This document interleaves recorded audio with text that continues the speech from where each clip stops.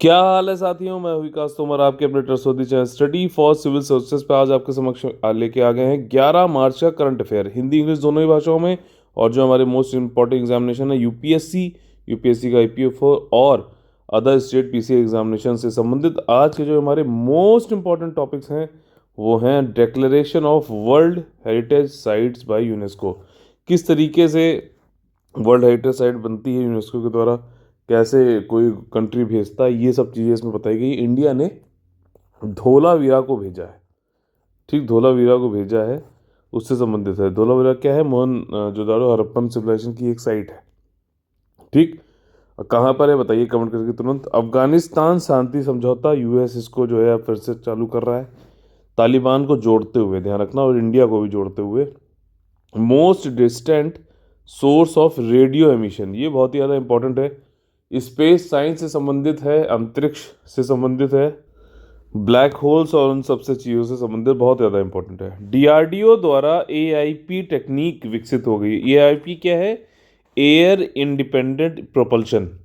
ये सबमरीन में यूज़ होता है, जो भी नॉन न्यूक्लियर होती हैं सबमरीन, मतलब कि जिसमें न्यूक्लियर पावर का यूज़ नहीं हो रहा था होता है, तो उनमें क्या है, एआईपी के जरिए अगर हम टेक्नोलॉजी का यूज़ कर रहे हैं, एयर इंडिपेंडेंट प्रोपल्शन, तो क्या है ये आपका सबमरीन को पानी के ऊपर आके बार बार एयर लेने की जरूरत नहीं है, नीचे ही रह के ज़्यादा समय तक जो है चल सकता है साइलेंटली।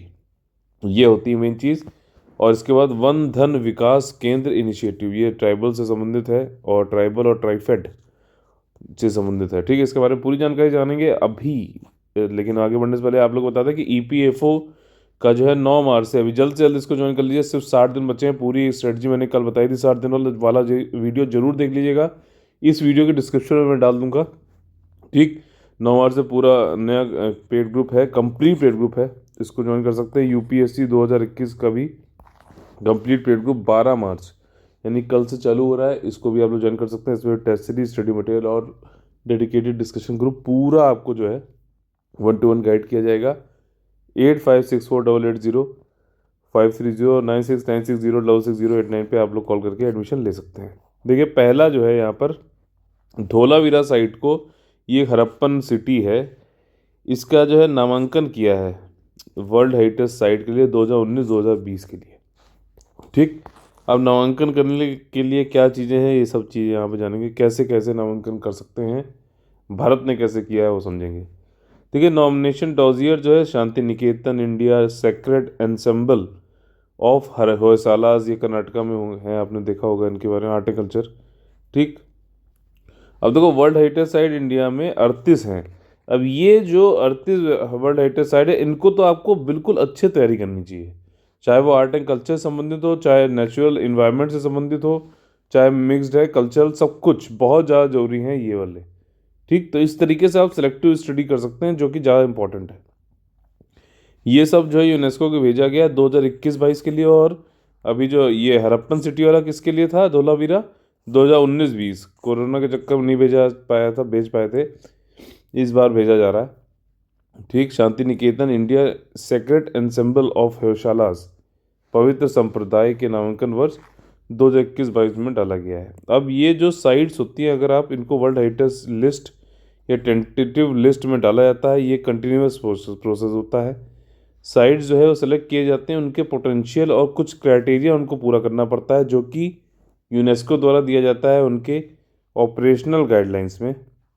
ठीक, और वो एक तरीके से ये भी विश्वव्यापी जो है वैल्यू को शो करते हैं, आउटस्टैंडिंग यूनिवर्सल वैल्यू को शो करते हैं, तभी जो है उनको ये हेरिटेज वर्ल्ड हेरिटेज लिस्ट या फिर टेंटेटिव लिस्ट में रखा जाता है। ठीक है, इंडिया में 38 जो है वर्ल्ड हेरिटेज साइट्स हैं, और इन सबको जो है मिनिस्ट्री ऑफ कल्चर और वो उसमें भी आर्कोलॉजिकल सर्वे ऑफ इंडिया की कंजर्वेशन पॉलिसी के अंतर्गत इनको जो है संभाला जाता है, संरक्षण किया जाता है, इनका संवर्धन किया जाता है। वर्ल्ड हेरिटेज साइट क्या है? ये एक तरीके का बहुत लैंडमार्क या फिर एरिया है, कोई क्षेत्र है जिसको जो है कानूनी जो है सुरक्षा दी जाती है इंटरनेशनल कन्वेंशन के द्वारा का, जो कि एडमिनिस्टर उसको जो है कौन करता है, आपका यूनेस्को करता है, United Nation Educational Scientific Cultural Organization. World heritage site जो है ये डिज़ाइन किए गए हैं यूनेस्को द्वारा उन साइट्स को जिनके पास सांस्कृतिक, ऐतिहासिक, वैज्ञानिक और out of the form significance है, कुछ एक्स्ट्रा ही, मतलब अलग सी चीज़ है। भारतीय या फिर सॉरी भारतीय नहीं, मानवता के लिए विरासत की बात काम करती है। आज की जनरेशन के लिए ये एक हमारे लिए गर्व की बात है, विरासत की बात है, हेरिटेज की बात है। मानवता के लिए उत्कृष्ट मूल्य के रूप में मानी जाने वाली दुनिया भर की सांस्कृतिक प्राकृतिक विरासत माना जाता है, उनको इसमें रखा था। दुनिया में अगर जून 2020 तक देखोगे 1121 वर्ल्ड हेरिटेज साइट हैं, इसमें से 1869 यानी कि 869 कल्चरल, 213 नेचुरल, 39 मिक्स्ड हैं। अब दो तीन कैटेगरी हैं, देख लो, कल्चरल, नेचुरल और मिक्स्ड। मिक्स में क्या है कि कल्चरली भी जरूरी है वो और नेचुरली भी जरूरी है, ये वाली बात है। उन 167 कंट्रीज़ में है। सबसे ज़्यादा 55 जो है वर्ल्ड हेरिटेज साइट चाइना में भी, इटली में भी बराबर हैं, मतलब ठीक। और इसका उद्देश्य यही है कि जो यूनेस्को ये चाहता है कि जो भी जो हमारा वैश्विक विरासत है वो पूरी मानवता के लिए, जो आगे आने जनरेशन हैं उनके लिए भी पास ऑन किया जाए।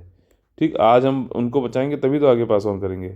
ठीक है, ये चीज़ है। Heritage is our legacy from the past and we will what we live with today. ठीक, ये वाली बात है। हमारे पास जो विरासत है वो हमारी इस तरह के स्थल आदिकाल से हमारी विरासत रहे हैं और यह हमारे वर्तमान का भी हिस्सा है और इनको हम बदल नहीं सकते। ठीक, यह अपूरणीय स्रोत हैं जीवन और प्रेरणा के लिए, ये बात कही गई है। नॉमिनेशन प्रोसेस क्या है, हर कंट्री को एक फर्स्ट जो है लिस्ट बनानी पड़ेगी, जो मतलब उसमें ये लिस्ट में होंगे कौन कौन सी साइट्स, कल्चरली और नेचुरली जो इम्पोर्टेंट साइट्स है, उस इस लिस्ट को क्या बोलेंगे, टेंटेटिव लिस्ट। अब कोई भी कंट्री नॉमिनेट नहीं कर सकता अगर उसके बाद टेंटेटिव लिस्ट नहीं है तो। ठीक, पहले टेंटेटिव लिस्ट बनाओ, उसमें ये सारी चीज़ें देखो, क्राइटेरिया पूरा हो रहा है कि नहीं हो रहा है, जो गाइडलाइन दी गई है पूरी हो रही हो कि नहीं हो रही, फिर उस लिस्ट से आप नॉमिनेट कर सकते हो, जैसे अभी धोलावीरा इन सबको किया गया है। ठीक, और ये जो साइट हैं जो सेलेक्ट किए गए हैं नॉमिनेशन फाइल में, वो मतलब कम से कम ये इसको कौन फिर इवैल्यूएशन का मूल्यांकन कौन करेगा, international council on monuments and sites, ध्यान रखना, एंड वर्ल्ड कंजर्वेशन यूनियन। ये दो संस्थाएं जो हैं, जब आप नॉमिनेशन जैसे जो कर दी गई हैं इनका मूल्यांकन अब ये करेगा और फिर अब ये देखेगा कि 10 जो क्राइटेरिया है उनमें से अगर कोई एक भी पूरा हो रहा होगा तो फिर लिस्ट में, वर्ल्ड हेरिटेज लिस्ट में रखा जाएगा। ठीक है, अब देखिए मैप से समझते हैं। ये आप लोग को बताना है तुरंत कि जो येलो वाला जो मैंने यहाँ पे कलर कर रखा है जिन साइड्स को, वो मतलब क्यों अलग है, येलो क्यों कर रखा है, और ग्रीन वाला क्या है, वो है मिक्स्ड, यानी कल्चरली और नेचुरली दोनों के लिए इम्पोर्टेंट है। सिक्किम में कंचनजुंगा नेशनल पार्क, ये बहुत ही ज़्यादा इम्पोर्टेंट है। सारे के सारे आपको तैयार करने चाहिए विधिवत तरीके से। अगला जो हमारा टॉपिक है वो है अफगानिस्तान पीस डील। अब समझो कंटेक्स्ट यहाँ पे ये है कि नए ट्रम्प के बाद जो है नए प्रेसिडेंट आ चुके हैं यूएसए के, नाम है जो बिडेन। अब ये चाहते हैं कि अफगानिस्तान की जो प्रॉब्लम है वहाँ पे तालिबान फिर से उठ चुका, वो यूएसए भी इस चीज़ को मान चुका है कि तालिबान को साथ में लिए बगैर अफगानिस्तान में शांति की बहाली नहीं की जा सकती। तो अब वो कह रहे हैं हम एक नया मसौदा तैयार किया है पीस एग्रीमेंट का, शांति समझौता का। इन्होंने कहा कि फिर से चालू करते हैं अफगानिस्तान में, जो है एक काम करते हैं हम, ऐसी एक ट्रांजिशनल गवर्नमेंट बनाते हैं। ठीक, जो अभी गवर्नमेंट है उसके बाद फिर एक गवर्नमेंट ऐसी बनाई जाए फाइनली जिसमें तालिबान की भी सहमति हो। ठीक, तालिबान की भी सहमति, transitional government with the Taliban, और जिसमें कि ये चीज़ें बिल्कुल अच्छी तरीके से प्रावधान डाल दिए जाएं कि कोई भी टेरर रिलेटेड, मतलब टेररिज्म के लिए उपयोग नहीं हो सकती धरती अफगानिस्तान की। ठीक, ये पूरी बात है। अब इस वाले जो ड्राफ्ट है इसमें जो है इज़ द सेकंड, ये की डॉक्यूमेंट है दूसरी जब से ब्रिटेन आए हुए हैं, जो चाहते हैं कि शांति जो है वार्ता हो सके। एलिमेंट इसमें क्या क्या है, इसमें देखिए 3 तत्व जो है इम्पोर्टेंट हैं। कि पहला तो ये है कि गाइडिंग प्रिंसिपल, हम जो है नए मार्गदर्शक सिद्धांत इस तरीके के बनाए कि नया संविधान बने और नया स्टेट स्ट्रक्चर बने, नई राज्य संरचना बने। ये चीज़ देखी जाए कि जो ट्रांजिशनल गवर्नमेंट बने, ठीक, अब जो नई गवर्नमेंट बने उसमें तालिबान भी हो और परमानेंट सीज फायर होना चाहिए। अब कोई मतलब ये गोली बारूद ये सब नहीं चलना चाहिए। एक स्थायी जो है युद्ध विराम होना चाहिए। यूनाइटेड स्टेट्स के जो सेक्रेटरी ऑफ स्टेट है एंटनी ब्लिंकन ब्लिंकन, ठीक, उन्होंने लेटर लिख के कहा है अशरफ गनी को। अब जो लेटर लिखा है उसमें चार चीज़ें, इसमें कोई भी मतलब कोई दिक्कत नहीं है। अब जो इन्होंने मसौदा जो नया बनाया था पीस एग्रीमेंट, उसमें तीन तत्व हैं। उससे पहले जो है आपका लेटर लिखा था state of secretary of state ने, यूएस ने, अशरफ गनी जी को। उसमें क्या चीज़ें रखी हैं, ये बोल रहे हैं कि भैया यूएन में कन्वीन की जाए मीटिंग, ठीक, किस किस कंट्रीज़ की, इंडिया की, रशिया की, चाइना, पाकिस्तान भी है इसमें, ईरान और यूएस की, ठीक। और एक ऐसा जो है एकीकृत या दृष्टिकोण यानी कि यूनिफाइड अप्रोच लाया जाए अफगानिस्तान के लिए। क्योंकि क्या होता है, चाइना कुछ और कहता है, इंडिया कुछ और कहता है, पाकिस्तान कुछ और कहता है। वो कहता है अरे टेररिज्म ख़त्म कर रहे हो तो हम जिएंगे कैसे, ठीक, ये वाली बात है। पैसे हमको कौन देगा, हम तो यहाँ पे गुंडई करने के लिए तो हमको दिया जाते हैं, भाड़े के टट्टू टाइप से हैं। तो ये वाली चीज़ है आस्किंग। और टर्की से क्या कह रहा है कि भैया तुम एक मीटिंग बनाओ, बुलाओ। ये यूएसए का मतलब प्रपोजल है कि अफगानिस्तान साइड का और तालिबान साइड का, इन दोनों को तुम बनाओ, मीटिंग बुलाओ, ठीक है।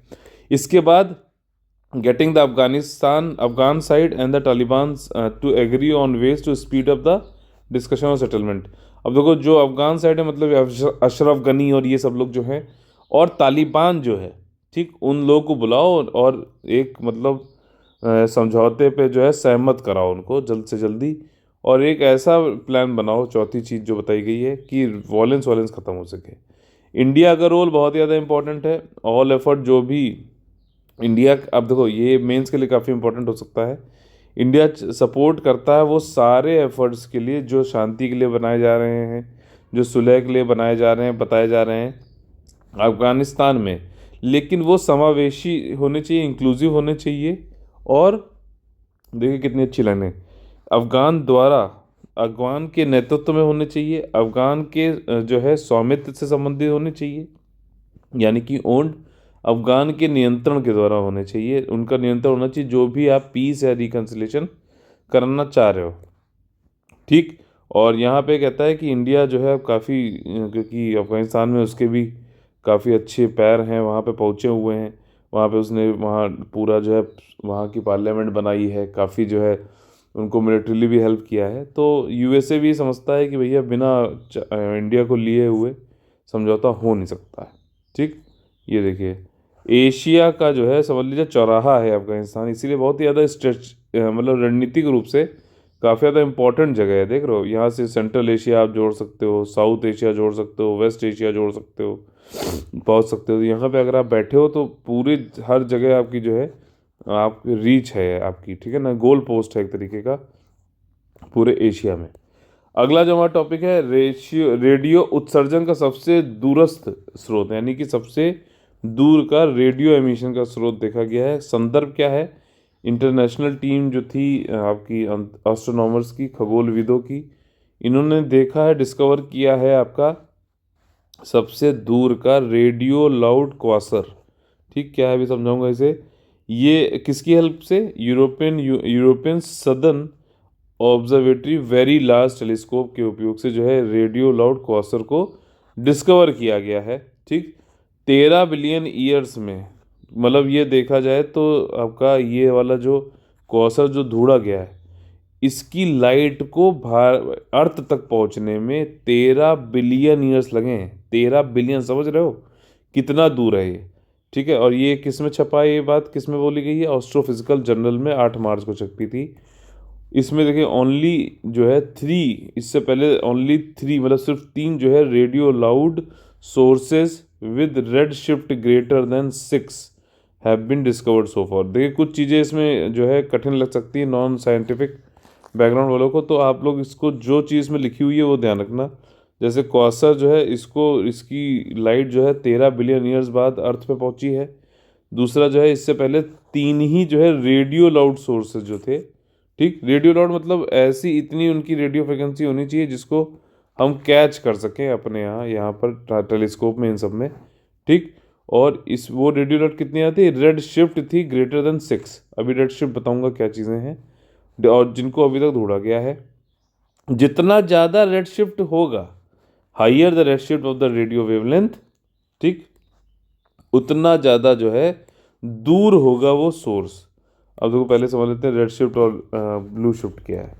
जैसे आप लोग पता है विबग्योर होता है, विजिबल लाइट होती है इलेक्ट्रोमैग्नेटिक स्पेक्ट्रम में, आपका विद्युत चुंबकीय स्पेक्ट्रम में जो है कई सारे गामा रेज और ऐसे चलते रहते हो आप।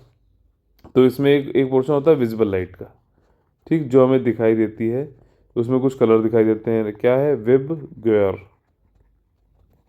ठीक। तो ये वॉयलेट है, ये रेड है, ठीक, इंडिगो आपका जो है ब्लू ग्रीन येलो ऑरेंज। तो जितना ज़्यादा आप ऐसे चलोगे इधर, तो वेवलेंथ क्या हो रही है, बढ़ रही है, एनर्जी क्या है, कम हो रही है, फ्रिक्वेंसी क्या है, कम हो रही है। जितना ज़्यादा आप इधर चलोगे फ्रिक्वेंसी बढ़ रही है, वेवलेंथ कम हो रही है, एनर्जी भी बढ़ रही है। तो अब देखो जितना ज़्यादा कोई रेडियो फ्रिक्वेंसी जैसे बात होती है यहाँ पर, तो जितना ज़्यादा आप इधर बढ़ोगे तो वेवलेंथ में इंक्रीज हो रही, तो इसको बोलेंगे रेड शिफ्ट हो रहा है। और जितना ज़्यादा आप इधर बढ़ोगे यानी कि वेवलेंथ कम हो रही है, यानी कि इसको बोलेंगे ब्लू शिफ्ट हो रहा है, ठीक। वॉयलेट शिफ्ट नहीं बोलेंगे, इसको ब्लू शिफ्ट बोलेंगे, इतना ध्यान रखना, ठीक। तो इसी को ही जो है यहाँ पे बोला गया है, जितना ज़्यादा रेड शिफ्ट होगा उतना ज़्यादा वेवलेंथ बढ़ेगी, बिल्कुल सही बात है, ठीक। सबसे ज़्यादा वेवलेंथ किसकी होती है विजुअल लाइट में, आपकी जो है रेड की होती है, ठीक। उतना ही ज़्यादा दूर कहलाएगा, इतना तो ध्यान रहेगा ना, जितना ज़्यादा रेड शिफ्ट उतना ज़्यादा दूर होगा सोर्स, जिससे कि ये वाला सिग्नल जो है हम देख सकते हैं टेलीस्कोप से। क्वासर क्या होते हैं, ये बहुत ही चमकीले जो है ऑब्जेक्ट होते हैं, चमकदार, और बहुत ही दूर आकाश गंगाओं में, जो कि एमिट करते हैं jets at the radio frequencies. Jets, ये जेट प्लेन वाली चीज़ नहीं है, अभी इसकी फ़ोटो दिखाऊंगा आपको, ये देखिए इसको, ये जो होता है ना, ये कॉम्पैक्ट जेट्स इनको बोले जा रहे हैं। ये क्या है, ये एक्सटेंडेड जेट्स है। इन जेट्स पे जो है जेट और ये सब जो होते हैं उनके नाम पड़े हैं, जो हवाई जहाज हैं वह सारे, ठीक। तो क्वासर क्या है, बहुत ही चमकदार है, दूर आकाश गंगाओं में पाया जाता है, ये एमिट करता है आपका जो है क्या, जेट उत्सर्जन करता है रेडियो फ्रिक्वेंसीज पर, रेडियो आवृत्तियों पर। और ये फाउंड कहाँ पे पाए जाते हैं, गैलेक्सी में, जो कि बहुत बड़े ब्लैक होल होते हैं, which power these bright disc, जो ब्लैक होल की वजह से जो है ये फाउंड होते हैं कहाँ, आकाशगंगाओं में। क्वासर जो है आकाशगंगाओं में फाउंड होते हैं, जहाँ पर जो है बहुत बड़े बड़े इन आकाशगंगाओं में जो है ब्लैक होल होंगे, बहुत बड़े बड़े, उनकी पावर से ही ये ब्राइट डिस्क यानी क्वासर बनते हैं। 90% जो होते हैं वो किससे बनते हैं, जो कि रेडियो वेव्स जो हो रही हैं, मान लीजिए एमिट एमिट हो रही हैं, उत्सर्जन हो रहा है, ठीक। तो उसकी वजह से जो है ये न्यूली डिस्कवर्ड वन जो है ये पाया गया है। ये देखा गया है कि 90% जो होते हैं आपके क्वासर, समझना, यहाँ पे एक चीज़ देख लेते हैं, वो ज़्यादातर स्ट्रॉन्ग रेडियो वेव जो है एमिट नहीं करते हैं 90%, लेकिन इसने किया है तो इसलिए ये नया जो ढूंढा गया है ये स्पेशल है काफ़ी। क्वासर जो है, ये देखो जो भी एनर्जी रिलीज होती है, एमिट होती है, जो भी मटेरियल है, ठीक, वो आपका ब्लैक होल मान लीजिए, तो इसमें घूम रहा है, ठीक। घूमते घूमते जब ब्लैक होल में जा रहा होता है, स्पायरल होते होते ब्लैक होल में जा रहा होता है, उस जब उससे जो है सक होने से पहले, ब्लैक होल क्या होता है, उसमें ग्रेविटी इतनी ज़्यादा होती है, सब कुछ सक कर लेता है अपने अपने में। उससे पहले जो भी वो लाइट एमिट करता है, एनर्जी एमिट करता है, वहीं जो है कौसर को बनाता है, ठीक। अच्छा, नया जो कौसर ये ढूंढा गया है, इसका क्या नाम है, P172+18, ठीक, ऐसे ही नाम होते हैं इनके, P172+18। कौसर जो है ये एमिट कितना, रेड शिफ्ट की कितना ज़्यादा, 6.8 की रेड शिफ्ट का कर रहा है, वेवलेंथ का शो कर रहा है, एमिट कर रहा है। और ये जो पर्टिकुलर कौसर है, ये साइंटिस्ट ने बताया है कि जब ब्रह्मांड यूनिवर्स 780 मिलियन ओल्ड था, तभी ये मतलब चालू हो गया था, तब इसने मतलब ये वाला मतलब क्वासर था, तब इसने लाइट एमिट करी होगी, ये वाली रेडियो वाली, समझ रहे हो कितने पहले। और अब हमारे पास पहुंची है, हमने इसको कैच किया टेलीस्कोप के द्वारा।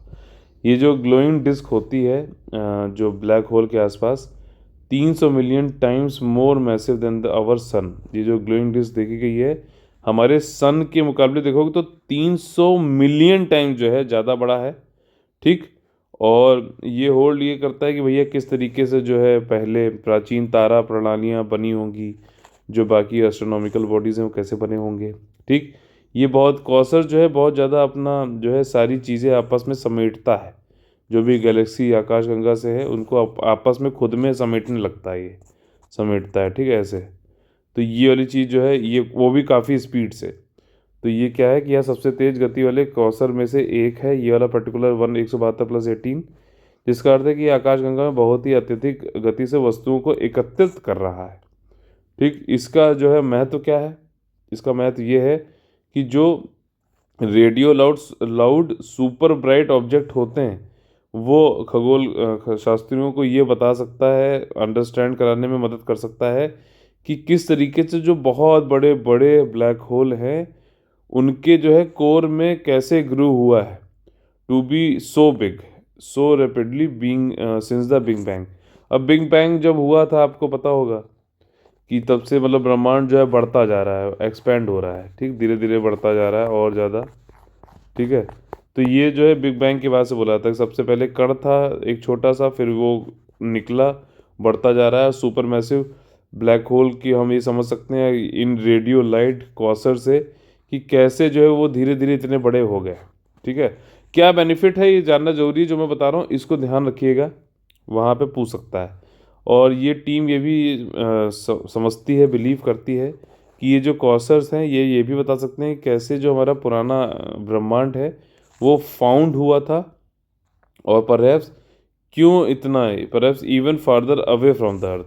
ठीक, यहाँ पे देखो ये कह रहा है कि आपका जो भी यूनिवर्स है, बहुत सारे ऐसे और भी हमें मतलब इन क्वासर्स जितने अगर हमें मिलते जाएं तो उतने ज़्यादा हमें यूनिवर्स के दूसरे दूसरे जो पुराने टाइप के जो जगहें हैं वो मिलेंगे, और वो बताते रहेंगे हमसे कि किस तरीके से जो है क्या एक नई कहानी बताएंगे। ठीक, ये चीज़ है। ब्लू कॉसर और रेड कॉसर। ब्लू कॉसर मतलब वेवलेंथ कम है, रेड कॉसर मतलब वेवलेंथ ज़्यादा है, रेड शिफ्ट हो रहा है, 6 से ज़्यादा होगा तो उसको जो उतना ही दूर होगा, ये ध्यान रखना है। ठीक, अब ये अगला जो हमारा टॉपिक है डीआरडीओ का, कि डीआरडीओ द्वारा एआईपी टेक्निक के विकसित किया गया है। कुछ नहीं है, सिंपल फाइनल डेवलपमेंट टेस्ट अभी कंडक्ट किया गया, एयर इंडिपेंडेंट प्रोपल्शन। ये अगर टेक्नोलॉजी आ जाएगी, ये अभी तक तो किसके पास है, यूएसए के पास है, यूके के पास है, चाइना है, फ्रांस है, आपका रशिया है, इसके बाद इंडिया के पास भी आ जाएगी। इसमें सबमरीन जो होती है वो आपकी पानी के नीचे ही ज़्यादा टाइम तक रह सकती है। ठीक, पानी नीचे ज़्यादा टाइम रह सकती है, इसको ऊपर आने की जरूरत नहीं है, ऊपर आती है तो डिटेक्ट हो जाएगी। ठीक है, जो भी राडार और इन सब से है। तो एक तरीके से छुपने में मदद करती है, छुप कर वार करने में भी मदद करेगी ये वाली टेक्नोलॉजी। इंडियन नेवी जो है अब इसको हम इसमें जो है रेट्रोफिट कर देगा कलवरी क्लास वाले नॉन न्यूक्लियर, ठीक बताया ना, अटैक जो है आपके जो भी सबमरीन है उनमें। ये फर्स्ट अपग्रेड इसका जो है कब होगा, वो 2023 में होगा। ये टेक्नोलॉजी जो डेवलप करी गई है आत्मनिर्भर भारत को बढ़ाता है। US, China, France, UK, Russia के बाद में ये टेक्नोलॉजी अब हमारे पास आ गई है एक तरीके से। और सबमरीन को ज़्यादा देर तक जो है सबमर्ज रखता है, पनडुब्बी को अधिक समय तक जलमग्न मग्न बनाए रखने में की तकनीक है। सब सरफेस रहेगा, और जो है ये ज़्यादा फिर जो है डेडली भी हो जाता है और बहुत ज़्यादा शांत भी रहता है, ध्यान रखना, न्यूक्लियर सबमरीन के कंपैरिजन में। और ये डीआरडीओ की जो आपकी एआईपी टेक्नोलॉजी है ये फास्फोरिक एसिड फ्यूल सेल पे बेस्ड है, ध्यान रखना, हो सकता है पूछ ले अलग अलग, मैग्नीशियम, फास्फोरिक, पोटेशियम किस पे संबंधित है, तो फास्फोरिक एसिड फ्यूल सेल पे है। और जो लास्ट 2 कलवरी क्लास के सबमरीन बनाए जाएंगे वो इसमें ये लगाया जाएगा एआईपी। एआईपी या फिर मरीन प्रोपल्शन टेक्नोलॉजी जो होता है समुद्री प्रणोदन तकनीक, ये अलाउ करता है जो भी नॉन न्यूक्लियर सबमरीन है उनको जो है ऑक्सीजन के बिना ज़्यादा देर तक रहे, पानी के अंतर्गत अंदर ही रहे। और डीजल इलेक्ट्रिक प्रोपल्शन वाले सिस्टम जो है अटैक वाले सबमरीन जो है उनके अंतर्गत ये लगाया जाता है। एआईपी जो है does not have to surface, मतलब वहीं पानी के ऊपर नहीं आने की जरूरत पड़ती है बार बार। जो बाकी डीजल होंगे उनको धीरे कुछ टाइम के लिए ऊपर आना पड़ता है, ये तभी वो डिटेक्ट हो जाते हैं कि अच्छा यहाँ पर है। अपनी बैटरी और अंडर वाटर की मतलब रह सकते हैं ज़्यादा टाइम तक। और इसमें जो है लीथल ये साइलेंस होता है, बहुत ही साइलेंट रहती है ये वाली, तो पकड़ में उस सोनिक वेव से भी नहीं पकड़ी जाती है। ठीक, तो जितना जो है साइलेंट रहेगी उतना बढ़िया है। और ये नई टेक्नोलॉजी जो है लिथैलिटी यही होती है कि साइलेंट रहकर अपना काम करते रहना। ठीक, और यहाँ पे ये अपना एडवांटेज भी, इसको जो इक्वेटोरियल मतलब विषुवत रेखा के आसपास का जो वाटर है उसमें जो टेम्परेचर का डिफरेंस है सरफेस से और ज़मीन के अंतर मतलब पानी के अंदर, उसका भी जो है इंटरनल जो रिफ्रैक्शन होता है। ठीक, जैसे टोटल इंटरनल रिफ्रैक्शन का नाम आपने सुना होगा, जो कि ऑप्टिकल फाइबर के अंतर्गत होता है। ठीक, आपका जो है मिराज के में होता है। मिराज मतलब क्या, जो आपका जो है डेजर्ट एरियाज में ऐसा लगता है पानी है, लेकिन वो नहीं होता, नहीं है। ठीक, डायमंड के अंतर्गत होता है। तो ये सब जो टोटल इंटरनल रिफ्रैक्शन होता है वहीं आपका यहाँ पे भी इसको मिलता है सरफेस। ये सबमरीन को ही मिलता है जो इक्वेटोरियल वाटर्स में रहते हैं और टेम्परेचर डिफरेंस होता है सरफेस का, सरफेस से और विद इन द ओशियन। ठीक, कलवरी क्लास की सबमरीन क्या है, ये 1665 टन की जो है सबमरीन है। इसको मझगांव डॉकयार्ड ने बनाया है और किसके साथ मिलकर, फ्रेंच नेवल ग्रुप के साथ में मिलके, और ये स्कॉर्पियन डिज़ाइन पर है। ठीक, इसमें कंफ्यूज होगा, सिर्फ इतना ध्यान रख लो, कलवरी क्लास है, मझगांव ने बनाया है फ्रेंच के साथ मिलकर, स्कॉर्पियन डिज़ाइन है। आईएनएस करांज जो है ये भी एक डीजल इलेक्ट्रिक जो है अटैक सबमरीन है। ये भी स्कॉर्पियन क्लास है, आपका फ्रेंच नेवल डिफेंस ने डिज़ाइन किया है और ये मझगांव डॉक लिमिटेड पे ही बना है। 1/10/2021 को जो है आपका ये कमीशन्ड हो गया है, सेवा में शामिल कर लिया गया है। ठीक, अगला जो हमारा टॉपिक है वो है वंधन विकास केंद्र से संबंधित पहल। अब देखिए 1770 वंधन विकास केंद्र जो है बनाए गए हैं 22 स्टेट और यूनियन टेरिटरी में, और ताकि जो है जो हमारे अनुसूचित जनजाति है उनके उसमें जो उद्यम, जो आपके उद्यमिता और आजीविका के संवर्धन के लिए, ठीक, इतने सारे केंद्र बनाए गए हैं वन धन विकास केंद्र। ठीक, और करीबन जो है 5.27 लाख बेनिफिशियरी जो है इससे संबंधित हो चुके हैं, इस समय इससे जुड़ चुके हैं। याली स्कीम क्या है, मिनिस्ट्री ऑफ ट्राइबल अफेयर और ट्राइफेड के द्वारा चलाई जाती है। ट्राइफेड आप लोगों को पहले ही बता चुका हूँ मैं, ये जो है आपका ट्राइबल्स के जो भी प्रोडक्ट्स होते हैं, ठीक, जैसे डोकरा के हैंडक्राफ्ट हैं या जो भी हैं, उन सबको जो है ट्राइबल से लेके उसको मार्केट करता है बाकी जगह पे, और जो पैसे मिलते हैं वो उनके आपके सामाजिक आर्थिक और जो है विकास में लगाता है ट्राइबल्स के। ठीक, और ये लॉन्च किया गया था 14 अप्रैल 2018 में, और यही इसका मेन कारण क्या है कि ट्राइबल की इनकम को बढ़ाया जाए, वैल्यू एडिशन करके ट्राइबल के जो भी प्रोडक्ट्स हैं उनमें। इस स्कीम का मुख्य उद्देश्य यही है कि इकोनॉमिक डेवलपमेंट, आर्थिक विकास किया जाए ट्राइबल्स का। तो जो भी वो माइनर फूड प्रोडक्ट्स प्रोड्यूसर्स को जो है कलेक्ट करते हैं उसको जो है जो उसमें संवर्धन करके इनकम बढ़ाई जाए। ठीक, अच्छे से जो है यूटिलाइजेशन किया जाए नेचुरल रिसोर्सेज का, और उनको एक सस्टेनेबल लाइवलीहुड दिया जाए। ऐसा नहीं होना चाहिए आज आज पैसा कमा रहे हैं कल बिल्कुल नीचे हो गए। ठीक है, ऐसा नहीं होना चाहिए। लगातार जो है स्थायी रूप से जो है उनकी आजीविका चलनी चाहिए, ये वाली बात है। अंडर द स्कीम वंधन विकास केंद्र जो है ये बनाए जाते हैं, और इसमें जो है उनके कौशल को अपग्रेड किया जाता है, उनकी क्षमताओं को बढ़ाया जाता है ट्राइबल्स की, और ट्रेनिंग उनको प्रशिक्षण दिया जाता है। ठीक, प्राथमिक प्रसंस्करण और मूल्य संवर्धन सुविधाएं दी जाती हैं। ठीक, ये सारी चीज़ें होती हैं। जो लोकल विकास वंधन विकास केंद्र होता है इसको जो है मैनेज किया जाता है, इसका प्रबंधन किया जाता है एक मैनेजिंग कमेटी के द्वारा, जो कि एक सेल्फ हेल्प ग्रुप है, और इसमें जो है कंसिस्ट होता है वंधन सेल्फ हेल्प ग्रुप रिप्रेजेंटेटिव्स यानी स्वयं सहायता समूह के द्वारा। ट्राइफेड क्या है, मिनिस्ट्री ऑफ ट्राइबल अफेयर्स के अंतर्गत आता है ये, और इसका फुल फॉर्म क्या है, tribal cooperative marketing development federation of India. वही चीज़ है, 1987 में चालू हुआ था, न्यू दिल्ली में इसका हेडक्वार्टर है, और मेन उद्देश्य इसका यही है कि जो भी माइनर फॉरेस्ट प्रोड्यूस और ये सारी चीज़ें जो होती हैं ट्राइबल संबंधित, उनको जो है एक उचित मूल्य पर जो है जो भी उनका मतलब सरप्लस है उसको हम मार्केट करें, बेचें दूसरों पे, उनको एक इनकम अच्छे से मिल सके।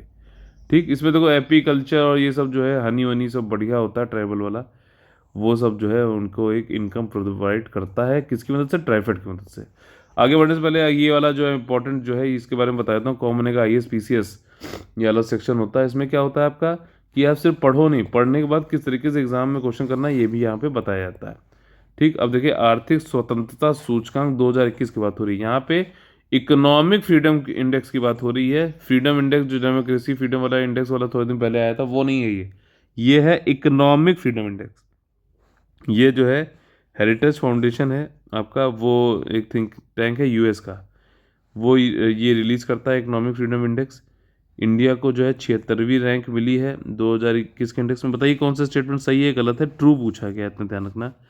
न्यूजीलैंड को ने टॉप किया है ये वाला इंडेक्स 2021 का। देखिए तीसरा वाला स्टेटमेंट जो है वो गलत है, न्यूजीलैंड नहीं, सिंगापुर ने टॉप किया है, और इंडिया की जो रैंक है वो 121वीं है, 76वीं नहीं है, ध्यान रखना। इसलिए जो है ये भी गलत था। ठीक है। सिंगापुर टॉप किया है, न्यूजीलैंड सेकंड पे था, ऑस्ट्रेलिया थर्ड पे था। इंडिया की रैंक बहुत कम है, आर्थिक स्वतंत्रता बहुत ही कम है, ये कहने वाली बात है। अगला जो क्वेश्चन है वो है डस्टलिंक। डस्टलिंक से संबंधित जो है कौन से स्टेटमेंट गलत है। डस्टलिंक अगर आप लोगों ने पढ़ा होगा तभी ये कर पाओगे, इसलिए करंट अफेयर पढ़ना बहुत जरूरी है। ये शेड्यूल किया गया ऑर्गेनाइज कब से कब तक, 9 मार्च से 21 मार्च तक। डस्टलिंक 2 जो है ये फोकस करेगा काउंटर टेरर ऑपरेशंस, मतलब कि आतंकवाद रोधी अभियान चलाने पर केंद्रित होगा। कहाँ पर, माउंटेन, रूरल और अर्बन एरियाज में। इंडिया और डेनमार्क के बीच में ज्वाइंट मिलिट्री एक्सरसाइज है डस्टलिंक 2, जो कि चौबटिया उत्तराखंड में चालू हो चुका है। क्या पूछा गया था, फॉल्स। बताइए कौन सा फॉल्स है, कौन सा सही है।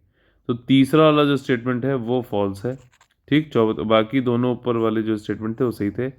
इंडिया और उज्बेकिस्तान के साथ में है ये जॉइंट मिलिट्री एक्सरसाइज डस्टलिंक 2, चौबतिया उत्तराखंड में चालू हो चुका है। सेकेंड एडिशन है ये, पहला एडिशन जो है ताशकंद नवंबर 2019 में हुआ था। तो इसी के साथ हमारा जो सेशन खत्म होता है। और अगर आप लोगों को अच्छा लगता है लाइक शेयर सब्सक्राइब जरूर करिए, और आंसर जरूर करने हैं ताकि आप लोग के जो है माइंड की एक्सरसाइज हो। और देखिए आज आप लोग का जो होमवर्क है वो यही है, वर्ल्ड हेरिटेज साइट जितनी भी हैं, कल्चरल, नेचुरल और मिक्स्ड, उन सबको अच्छे से तैयार करना है। ठीक, आप लोग को फिर से बता दूं कि यूपीएससी का 12 मार्च से यानी कल से जो है कंप्लीट पेड ग्रुप चालू होने आ रहा है। ईपीएफओ का 9 मार्च से चालू हो चुका है, आप लोग जल्द से जल्द ज्वाइन कर सकते हैं। आप अभी कॉल करिए इन दो नंबरों पर, 8564880530, 9696066089 पे कॉल करके। चलिए फिर से आपसे मुलाकात होगी अगले दिन, और तब तक के लिए जय हिंद, जय Bharat, all the very best है।